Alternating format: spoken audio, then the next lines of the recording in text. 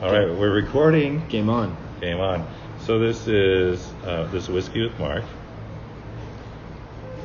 Sometimes I don't know where I am. Sometimes when I wake up and start wandering around the house, Heather will stop me and she'll be like, "It's Monday morning. You're in Sherwood," because I look completely confused. You know, what day is it? What town am I? It takes a while to wake up in the morning. This is Whiskey with Mark with Courtney. Hello.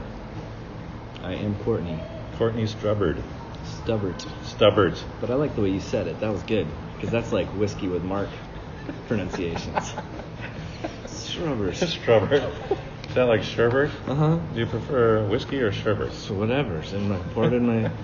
Well, it's nice that I've known you for 10 years and just completely botched your name. You're not the first person. It's okay.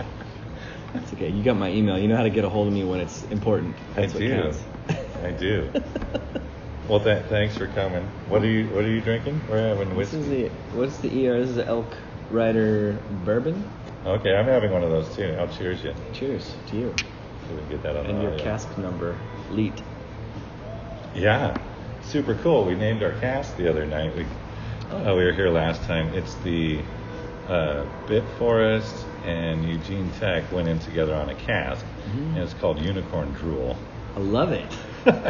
That's got we tried, swag written all over it. You need some shirts and some pins. Well, and apparently when it's all done, you get like 10 bottles of the stuff. Oh. So. Wow. Yeah. How long does it have to sit there? I don't know. It's like a year-long process or something. So I don't know. This is the first time I've done it. So, and I don't know if it's got a label on it or not. So we'll go check it out. Sweet. But yeah, that's kind of fun. We originally wanted to call it Unicorn Piss. Rejected. By? Piss is just not something that Heritage once stamped on the wall. By the man. The man shut it down. They were just like, you need a better name. Huh.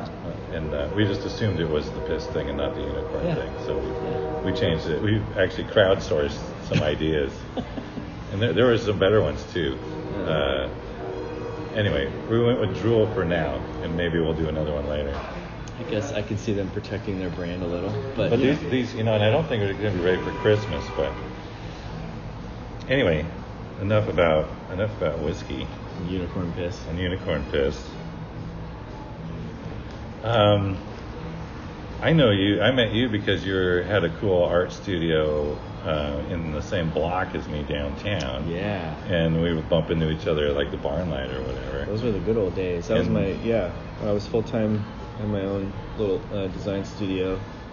And my space and was it's like not called Get Punched. Get Punched is your... That's my Twitter handle. That's your Twitter. Yeah. You were Arts Digital. Arts Digital Co. Artsdigital.co is my design, now freelance moonlighting practice. Right. Yeah. And your stuff was amazing. I liked your little office, and it was very well put together, and it looked like you were doing cool stuff, and you were doing cool stuff. And as a tech guy, when you run into somebody who's like willing to talk to you, that looks like they're doing kind of like new media combined with like more of a high art, kind of aesthetic thing. Yeah. That's like, yay! It's like you could, it's like I remember living in Seattle way back in the day, and like really great magazine covers and stuff, and stuff felt new and modern and whatever. And I got some of that vibe from your stuff. I went to design school in Seattle during the 90s. So, well, there you go. Yeah, it all rubbed off. And I pretty much just wish I was working in some zine shop in Seattle in the 90s still. So I totally picked up on that vibe. Well, in my space, I did a lot of my painting and drawing in there, and music rehearsal with friends, and so it was a multi-use space. Oh, and you're a musician too? Yeah, it was a multi-use space, and I miss it dearly. But it was, it's a tale of the weed industry taking over buildings, and the building owners sold to a dispensary, and honestly, they were a little weird, and they wouldn't respond to my emails or set up a new lease agreement, and they had a key to my space, and all my gear was in there, and so you just had to bug out. I just left. I was sitting on some rent money to pay them when they wanted to start things fresh, and they'd just show up and not talk to me, and I just didn't like the vibe. It changed the whole thing. Wow, yeah. And then Mostly, yeah, they didn't want to set up a lease agreement or would never respond to email. So, long story short. So now your office is full of weed. Yeah. Or boxes of outbound tincture. Yeah. I moved out on a weekend, left the keys on a nail. Literally. And, I remember you used to have a sign near your door that said, like, I can see you peeing. Yeah, my daughter would make them, and she made the one that's still there in the alley. It was from the last one she made, and that's been it's almost been 2 years. Because you were in the alleyway, and there was like a little bit of dirt there. Mm-hmm. You were near some plants or something, and so people would come in and like walk up relieve themselves. Yep. 2 p.m, taking a whiz on my window. I can see you peeing. Yeah. So that's one subject. Making it as a freelancer in Eugene. Yeah. Affording space for yourself, being a creative. I don't know. What else do you want to talk about? Just we're rambling. Okay. Sometimes some lead-in questions I do, like, tell me your favorite story of, what's a very Eugene, kind of story. And then, or sometimes I'll be like, involves hippies and Grateful Dead fans, or it involves like the local economy, professional economy? I don't know. It's totally up to you. Like, are you a native? You're not a native. Yes. Okay, so you started in Eugene. Super native. So you started in Eugene, went to school away, but then came back. Yeah. And so I guess you did. A lot of people I talk to are not natives, and so one of the things that's interesting is like, what was the moment that you were like, oh, okay, Eugene's my spot. Like, I want to be here. Like, why did you come back? I broke my leg touring with a band. I was skateboarding on a day off. Wow. I broke my leg on a half pipe.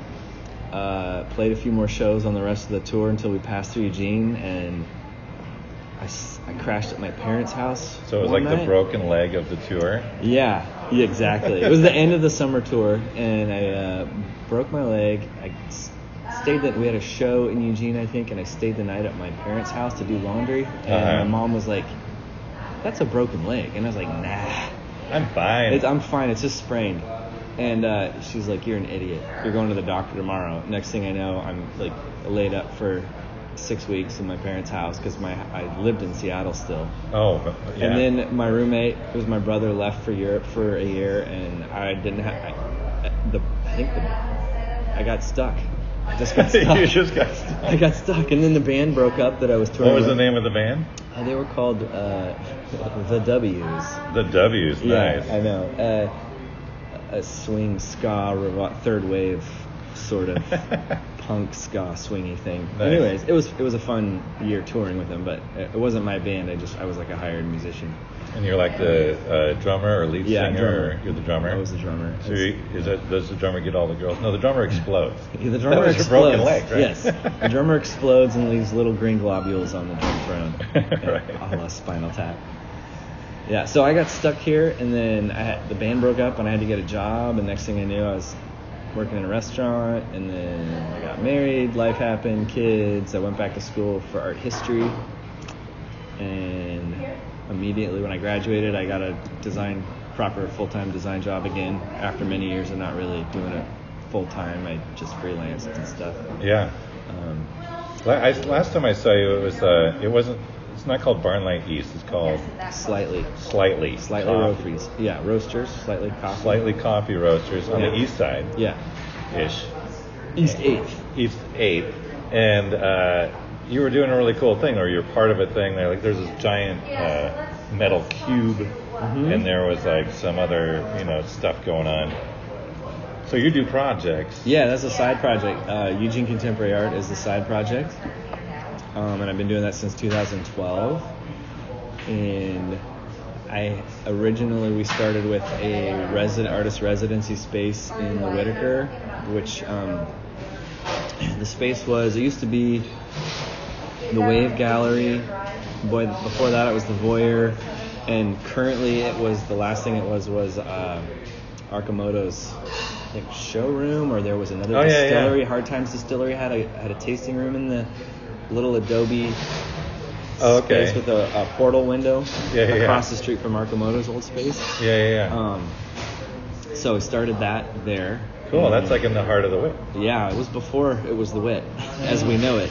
It was the Wit that people liked in the Wit before. The 2012 with like the pirate flags and the... Yes, yeah. So we had a residency program running, and we'd have artists working in the space. We had show exhibitions and artist talks and open studio nights.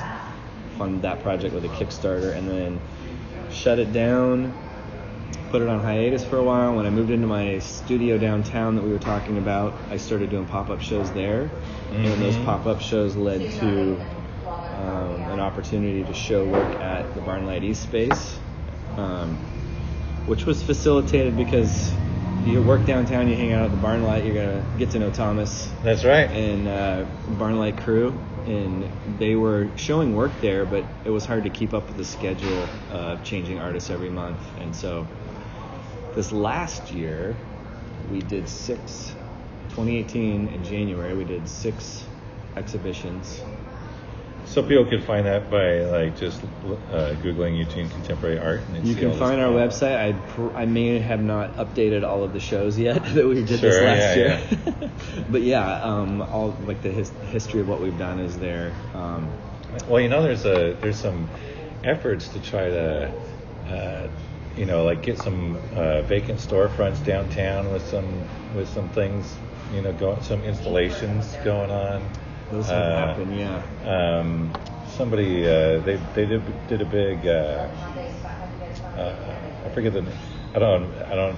My memory is bad, so I'm just gonna like make some of this up. But they went for a big art grant to do like a Main Street thing, or basically to go get some grant money to help do like these pop-up art projects and some of the stuff. Are you talking about Eugene's storefront art project that was several years ago, and they're in Springfield now?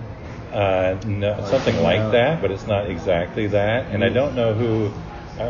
Like Lane Arts Council went after the grant, and so if they get it and that comes down, I'm sure that they'll be getting a hold of folks who who would know how to activate those spaces. They just did this summer. They did the Visual Arts Festival, the Downtown Visual Arts Festival. That was like a big deal for Eugene to pull off, because it brought all the various projects kind of together in the same week.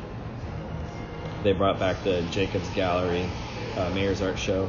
They had the Eugene Biennial, which started up after the original Jacobs Gallery closed, and so they both happened to open the same week. And then there was an outdoor contemporary art exhibition project called Bridge Exhibitions. Nice. And then the 20 by 21 mural artists were happening at the same time. They were in town painting murals. So that all happened in the same kind of week, and then the Mayor's Art Show and Eugene Biennial ran for the month in this gallery. So that was kind of a cool thing to see Eugene pull that off. And so you got everything that's happening in like the art installation scene. Kind of. Well, like you pay attention. It's a small town. It's easy if you spend any time hanging out and doing shows and meeting artists. And then I've been on the public art committee for the city of Eugene since 2011.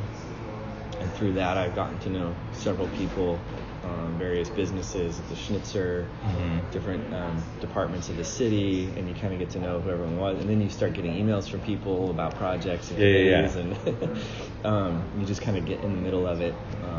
And it's a good place to be. I like being involved and knowing how to network people, and you should know so and so, or you should meet with so and so. So it's kind of like what you do with the tech scene. I was just gonna say, you're kind of in the know on what's going on with the art stuff, and you're technical as well, ish. I mean, you work with tech. You've done tech projects. I'm tech light. I'm a designer who knows a lot about user experience, but I'm not a coder. I've done a lot of website design and worked with developers and stuff. So it's kind of like a foot in both worlds. Yeah. Weirdly. Well, and I would say I'm a tech guy, but I wouldn't even say I'm art light. I'm I just don't even do the art side of it. I don't have the physical. I haven't done it. I don't have it that my 10,000 hours in of doing arty stuff. Your mastery hours. I just spent a bunch of time typing. More time typing than mousing. Right. And even if I had the aptitude to do it, I haven't invested time into doing it. So I don't do the art stuff. But what I have been getting into lately is the mashup of tech and art, and especially games. are a good mashup of that. Yeah. So is interactive art installations. Yeah. And so, it's interesting coming from the tech side and just saying, oh, okay, well, let's like tone down the tech a bunch, and like for King Pong, for example, it's like, let's have costumes, and let's have a giant prop, and let's have, button making, and let's have great logos, and let's do some videos of the thing, and let's like really try to have a really cool event first. And the game was written in Unity, and there's an Arduino in there, and there's a awesome. radial, accelerometer, thing, and there is technical stuff in there, but it's completely pushed to the back. Yeah, it's about community building and you're pulling people from diverse creative backgrounds and getting everyone involved, having people participate in the swag creation, and so part of the effort in my mind, or the impetus, would be, wouldn't it be great to have like an art tech, mashup? Like a collective of people who can like come together and do these awesome projects. And it feels like on the tech side, it's missing a bunch of art. And then on the art side, as people are doing stuff, they're like, hey, this is cool, and like, I think it could be cooler if we made it interactive. Right. And like, as soon as you say that, now you're talking sensors. Yeah. Right? And so as soon as you're doing that, now it's like we need either somebody on the team who's got a really broad base, and they're like, oh, sure, I can solder up some things and, write some Arduino code. Or you go find somebody out in the world to say, hey, what do you want to do? What's the vision? How can we pull it off? So like recently, the game dev startup coffee meetup renamed itself to the Art Tech Game Coffee Meetup. Oh, really? Specifically, the one that happens in the morning, like Tuesday or Thursday morning. It's a Wednesday morning at the Barn Line. One of those mornings. And it was specifically because I think it was I didn't rename it. But I think it was because there was a lot of these overlap projects happening. So like when Glimmer Tech's doing its augmented reality stuff, like in the parking garages, they need poets to write poetry, and they need comic artists to do comics for their poetry AR stuff and their comic AR stuff. And so a lot of different disciplines are coming together all of a sudden. A lot of them are around these like Mozilla projects. And like King Pong is a Eugene Arts, or it was a downtown program fund. Yes, I remember thing. that. And so some of these funding sources are happening that's pulling these groups together. And so right now there's a lot of like mutual gravitation it feels like in art and tech. And so like, how do we navigate that? That's a good question.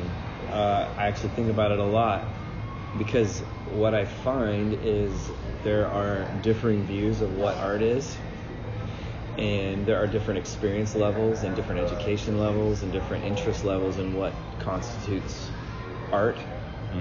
And so on the one hand, you have the creative industry, which would be like the commercial visual design, interaction design, interactive technology, AR, VR.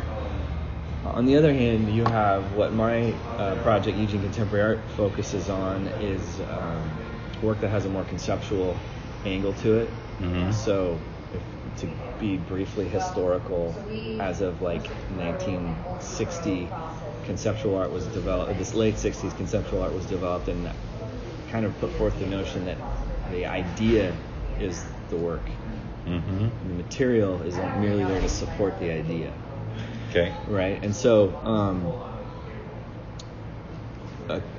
contemporary art will be more interested in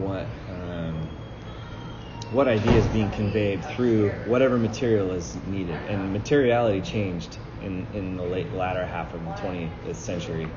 right? So you could be making work out of garbage and splattering paint and gluing things together. And that's one of my jokes is like when sometimes I see a thing out in the world, and I know it's very intentionally a piece of art, right? But it's like it's made out of garbage. You see this at Burning Man a lot, totally, right? totally. And I always think the same thing. It's like it's just like art made out of garbage. Exactly. And the thing that's difficult is not just the materiality that people can have a problem with because they'll think that my kid could do that.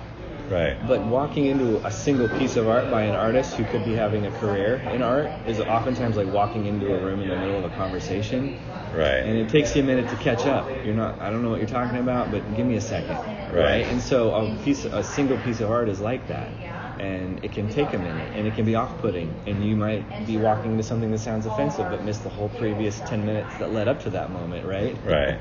And so, contemporary art has a little bit of a difficult reputation, not undeservedly.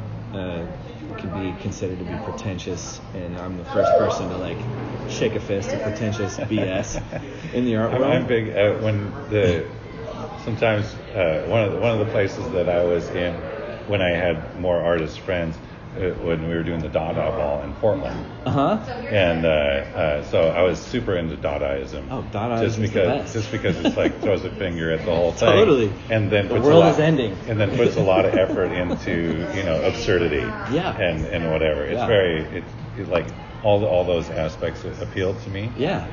It was conceived that literally the edge of World War I. They could hear the bombs falling. Where in Austria, in Germany, and France, where Dada was conceived. So they literally had this like, the world is ending, nothing matters. Let's just make whatever. It's like nihilistic. Total, kind of, a little bit. But I think there was still hope conveyed in what they were doing. And that's what I like about the absurdity of it. Yeah. It's like you can do. Now here's a great story for you. I'll make it brief. So, because it is 9/11. Right. Right. Yeah. Okay, so the last Dada Ball in Portland that I was involved with was like 2000. No, it was 2001. Okay. And they had a giant warehouse that was loaned to them to do the Dada Ball in. And then somebody had donated this very large piece of stuff that they basically based the whole Dada Ball theme around. And it was a secret, and nobody knew what it was, and they were going to do this big unveiling at the thing. And so I get this call, and it's going to happen in like October 1st or end of September or something like this. And I get this call like September 12th or something, and we're like, yeah, can you come down? It's like I want to get your opinion on some stuff. And it was some friends of mine. I came up and everybody was super distraught. It was like this weird thing, and I thought they were crying because of the 9/11 had just happened. But it was like a room full of artists, and like people were crying on the steps. And like I walk into this thing, and it's completely dark. And I'm looking at some of these things on tables, and then my buddy, who's more involved with the show than I was, takes me back to the centerpiece and pulls back the plastic, and it's the front end of a fuselage of a 727 had been donated. No. And so the theme was built around this. The entire thing was built on the front end of an airplane coming through a wall. Oh, God. Right? The ball is ruined. However, perfectly fitting within the theme of Dadaism, of chaos and chance. Well, and this is why some of the people were crying, because they're like, we have to just continue, with doing this. The show must go on. The show must go on. And then people were like, there's no fucking way. Yeah, that would be a tough one. Man, that's funny. So they decided, funny. Whoever was ultimately in charge, I think made the right decision and was like, fuck no, we have to like cover this up and very quickly come up with a plan B. Right. And so they did, and it was a big scramble. It ended up being fine. But anyway, that was just a little side story. That's funny. But yeah, that was part of my Dada experience and 9/11, and it is 9/11. So yeah, perfect. The best time to tell that story. It is. But back to your question, you asked about how to capitalize on this energy around art and tech. And there's a few pieces to this that I think are interesting in Eugene. That one thing I think is an expectation that businesses have for the arts. And one thing I've seen repeatedly is businesses sit down with arts groups who need sponsorship or support or a collaborative request. And oftentimes businesses are asking the artists, like, well, what is your value? Some sort of business marketing speak, like, what is your value proposition? How are you going to generate revenue around this? How is it that you're going to show? You mean beyond just like sponsorship, like putting their logo on the flyer? Like, yeah. do they want to see something in the piece? Like, or no, it's where like, the project's going? It depends on the nature of the request, but oftentimes I've seen when businesses are asked to help support an arts effort, there seems to be this expectation that the arts are supposed to generate some sort of business model for themselves. Okay. And I've seen it a number of times, enough to know that it's a thing. Right. And I know Eugene is a small town, and we have a booming kind of tech moment that's been lasting for a few years now. Knock on wood, hope it keeps going because it's good for the city. But there seems to be some gaps in understanding and expectations about what the arts are for and what they provide. And if anything, the arts are for a reason to explore and to experiment and to try without the need to justify failure. Right. Right? And I think tech understands that on some level, because startups start and fail overnight all the time. Oh, yeah. Right? And that's the whole point of like agile and it's all about development. And it's all about the team, right? Like if you get a kick-ass team, like in a startup situation, right? If you've got a kick-ass team, they might go down road A just to find out it's a dead end. Yeah. And then they're going to do it like the pivot. Yeah. Right. Which is like one day we were doing, Twitter for chickens, and the next day we're doing green packaging. Like that's a bit of a pivot, But the thing is, if the team can execute, then they could probably do other things. And so there's this notion where it's like it's like failing is great. Yeah. Yeah, but there's still some aspects to the tech, to business, business obviously, that are tied to revenue and profits and capitalist like modes of process. Sure. That arts aren't really tied to. Like they don't need those trappings, because that's not what it's about. It's not about developing a revenue base. Right.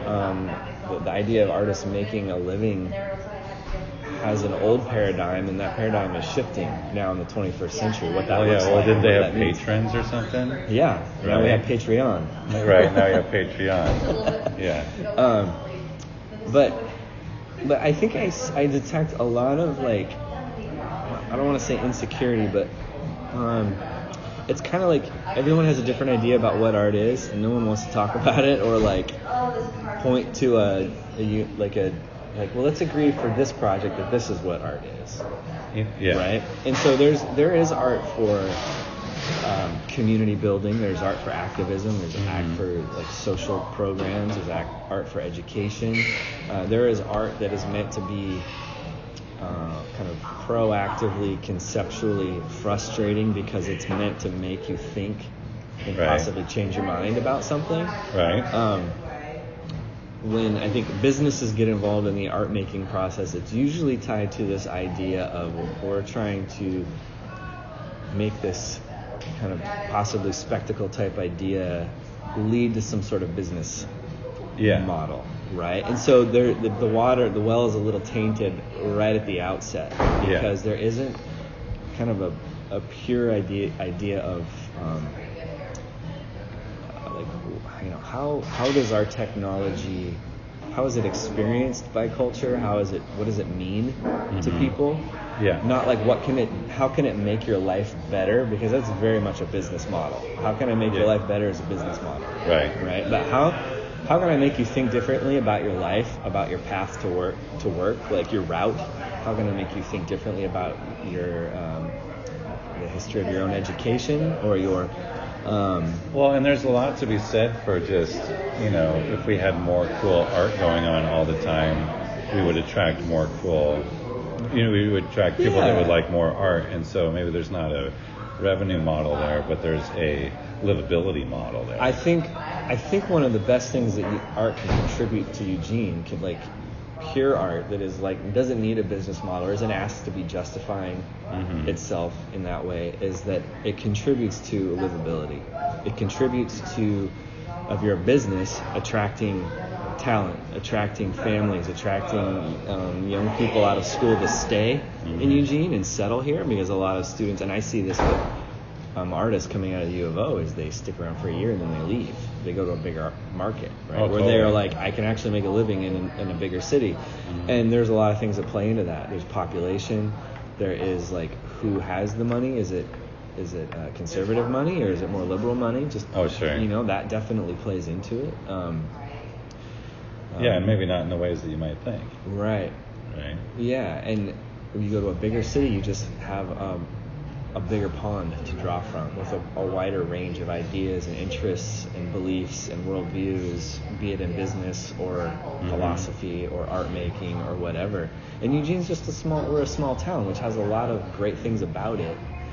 But I think building a culture and supporting a culture for its own sake should be the goal of every business in Eugene.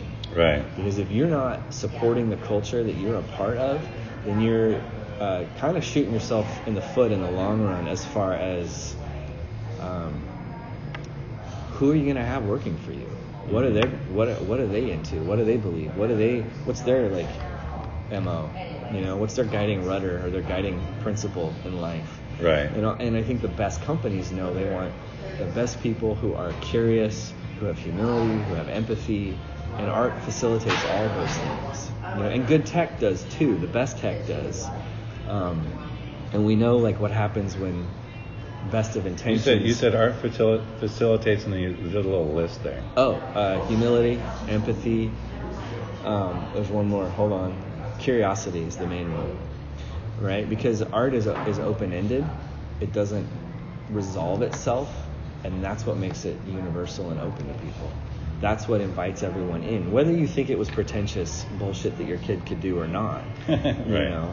Good art invites everyone to it, and you bring you bring your own experience. So the way you interpret a piece of art, really has more to do with you than it has to do with the work itself. Yeah. In my view. So I think there are a lot of ways for art, pure conceptual contemporary art, to push into the tech space and actually develop business ideas. Is definitely a possibility. I think it has to be shepherded and nurtured and carefully curated, and you have to have the right kind of advocates in place to help the artists be artists and do what they need to do, help the creatives in the creative commercial industry do what they do, and help the technologists do what they do. And then I think it's really important for all of those workspaces to have kind of the ethical voices also, because we all know what happens when you decide to capture all your college friends' data as a whim in your dorm room, right? However, a decade later, nobody trusts Facebook. Right. And no one can quit it. Right. Yeah. And it's so woven into the fabric of our existence now. But at what point did anyone stop to ask questions? Yeah. Should you do a thing just because you can do a thing? It's the classic Frankenstein question. Yeah. And so I'm not an artist, so But you are creative, and you are curious, creative. And you're very empathetic. Yeah. I just wanted to I wanted to use that preface, because some of the stuff I'm trying to do is more goofy, and it is more it's purpose driven. Yeah. And one thing I do want to do is create a monetary pipeline to help the artists be artists. And one of the ways to do that would be to, create these, interactive art pieces that people could pay to go interact with. Right. You could go have a tournament on this thing, or you could do a thing. Yeah. And it's and it's a very clean transaction. It's going to cost you $20 to play. Yeah. We're having an event.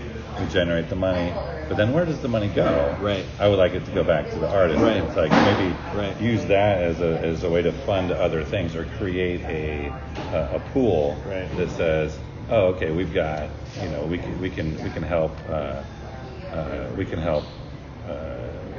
offset the costs of things, or we can do whatever to help facilitate real art. Yeah. And it's like, let's make a really cool arcade that just generates money. And yes, there's some art involved there too, but it's not pretending to be high art. Yeah. And don't get me wrong, I think there are a lot of artists who make contemporary conceptual work who don't have a problem participating in this kind of thing. Like they have different areas that they work in. They have different ranges of their work. Yeah. Well, no, and I've had people tell me that as silly as the King Kong project is, it's been like their most rewarding project that they've ever been. Yeah, but it's a brilliant idea. It is. Conceptually, it's funny. It's fun. It engages a ton of people. It's a simple activity, right? Pong is like the easiest video game ever invented. Right? Yeah. But it's also nostalgic in the right ways. Like everyone, at least in my generation, remembers their dad and their grandfather having Pong in the closet that would come out when you go to their house. Old closet Pong. Yeah, like it would always come out. Like I went to my grandpa's house and they had Pong, from when my dad was younger. And so, the kids are here. Let me go get the video game. Yeah, and we're like, what is this? And we're playing Super Mario Brothers at home, and we've got this black and white straight line hitting this giant pixel around, and it was so fun, but because it was such a satisfying game. Well, like my son's a teenager, and he went a couple years ago. He came back from Comic-Con, and it was all about retro games. Oh, really? It was just all about retro games. Like he's got a gaming computer, and he plays contemporary games as well.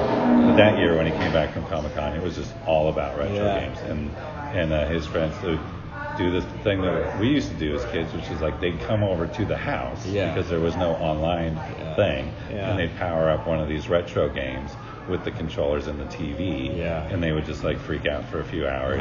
But how long did that last? He's not doing that right now, but he's also just like moving out of the house and getting ready to go to college, and whatever. And so there was like and so I'd have to ask him if he's still into it. Right, because I wonder if it was a trendy moment in the industry. Like, could have been. Because what I would consider as an artist, I would be asking the question, like, how has nostalgia become a material? Right. Because nostalgia for its own sake is boring and a flash in the pan, and it never lasts, right? It's a feeling tied to an idealized past or an idealized memory. Yeah, right? And so that's like the very much like, and I'm sorry I keep bringing it back to King Pong, but I'm still doing the King Pong stuff, so it's like right in my face. Yeah, totally. Like the art team came up with, basically they went after vaporwave as the aesthetic, and it was like kind of a toned down vaporwave, but basically it was like the vision of the future from the 80s. From the 80s, yeah. Kind of it was the guiding principles, and like how they did the color palette, and like how to decide to do the different stuff, and that was really cool to see that, because I was from the 80s, right, and I remember what we thought the future was going to be like, and now we're building something like that, and it was like had nothing to do with me, right? It was like they arrived at that as on their own. They did the whole thing, and that was super refreshing. I was like, this is like the perfect project, because it's like it's totally hitting on all the buttons I was hoping that it would hit on. Right. It's like because it's a retro game, and like the message was strong enough, that the whole team just ran with it and did it, and it's like, and then it's like as a whole package, I think it works really well.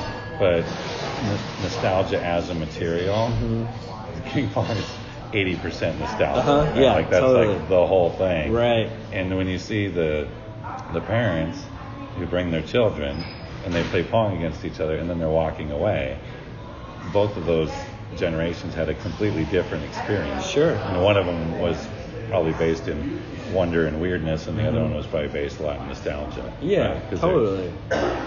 And I experienced that myself. I mean, I'm 44, so the 80s vaporwave stuff, I'm like, I was a kid just learning about skateboarding and synthesizers and music and but I think taking the idea of nostalgia as a material even further is it needs to ask a question, right? It has to frame something in a new way, or has to subvert its original form somehow. Yeah. So how to make an art piece out of some of this kind of, with the stuff that we're talking about, it would need to subvert it, ask a question, kind of undermine it intentionally, and like present the idea of, you know, whatever the nostalgic piece is, whether it's in video game graphics or whatever. Like those things in conceptual contemporary have meaning, intrinsic meaning, and artists choose something like 8-bit graphics from an Amiga, right, art computer program for a reason, for the things that they might mean to the people looking at it. Not just like the good feels, but this is tied to the development and the history of visual graphics as we know it now. Like the Amiga computer was like intrinsic. And Steve Jobs was involved at that period, and what is our relationship like to those things now? You know, so every material, everything that's included in a conceptual art piece will be chosen on purpose. There's not really accidents with the good work. Right. There's not really nothing exists by itself for no reason at all. Well, my pen's running out. Uh-oh. Oh, interview over. I guess I would just encourage businesses that want to engage the arts to be clear on what they need artists for. Always make sure that they're willing to pay the artists, and also be willing to accept what an artist returns, and be willing to dialogue about that expectation. Right. Because engaging the artist is really about risk and open-ended, and I think that's what causes a lot of the we want a business model. We want something that we can calculate, that we can put in a spreadsheet, because then it makes sense. It's quantifiable. It's repeatable. And arts are not it's not repeatable in the same way that a business wants it to be.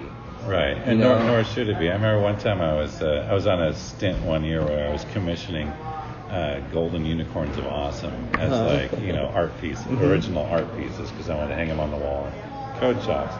And some of the artists were very iterative with it, like they wanted to process know driven. more, they wanted to kind of do this stuff, and that felt a lot like software. But when I got a hold of my friend from Portland, Mona Superhero, which is she's famous for doing really great duct tape art stuff. You would never know that it's duct tape. Like it's really good. Like if you go down to any of the Voodoo Donuts, there's usually a big wall-sized piece. Oh, right. And it's her stuff. And so I called her up and said, "Hey, I'm commissioning pieces. You know, it's like, what do I get for X amount of money? You know, would you be willing to do one? And what can I get for X amount of money?" And she told me, "Yeah, I can I can make you something about this size." And then I was like, "So do you want me to send you a bunch of information about what I think a golden unicorn of awesome is, or where it came from, or whatever?" And she was like, "You can if you want to, but I'm gonna make whatever I make, right? And it's gonna be my expression, and I'm not gonna make three. She's like, I'm not gonna make three." Visions, and then you pick one. Right. She's like, I'm just going to sit down and with inspiration, and I'm going to make my golden unicorn of awesome. Yeah. And you're going to like it. It's going to be amazing. Yeah, and I was like, okay, that's clear. Yeah.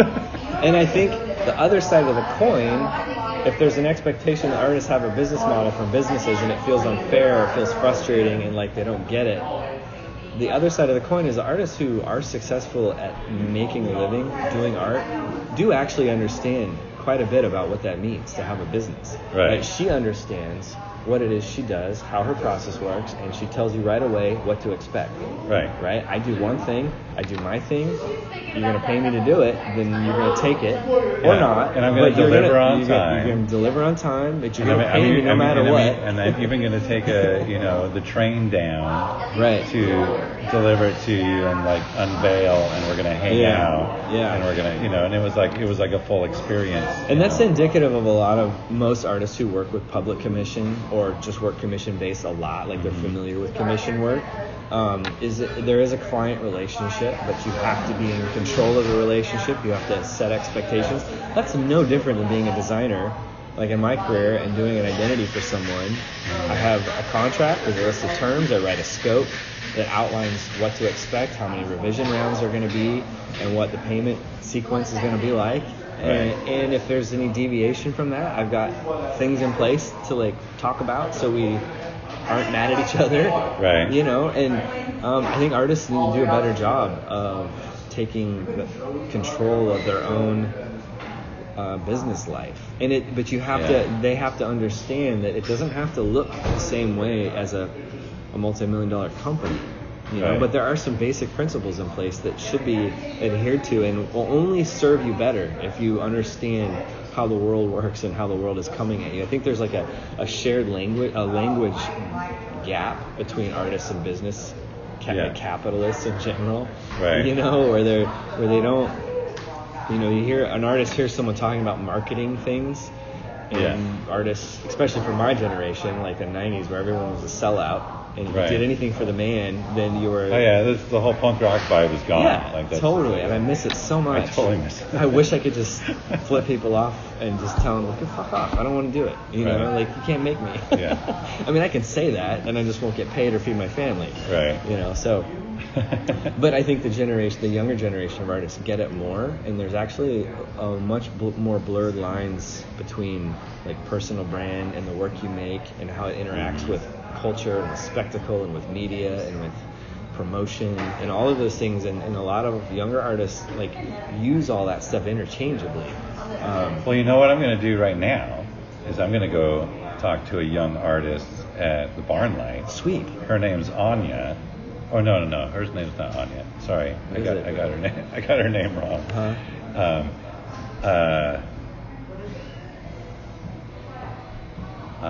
Anyway, I'm not gonna. Don't try. I'm not gonna get stuck on it. I can see it in my head. The whiskey glasses are all empty. The whiskey's definitely working. I'm gonna go down there right now, and I'm gonna do whiskey with Mark with her. Oh, sweet.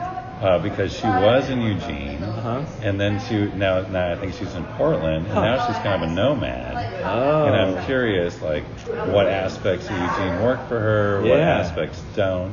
Yeah. And if you want to be part of that conversation, we can go do that now. But I've already taken up so much of your time. I wish I could. I have small children and a wife at home that need me. Yeah. Well, thank you very much for your time, sir. I appreciate it. Yeah, this was awesome. I am doing a podcast with my Eugene Contemporary Art, and so I will. Oh, awesome. Should have you on and talk about community building. Let's do that. Because it's about art in small towns, building contemporary art scenes in small cities. That would be great. Yeah. Let's do that. Okay. Thank you. Awesome, sir. I don't know why we shook hands. Anyway, it's for you and I. Thanks for being on the show. So goofy.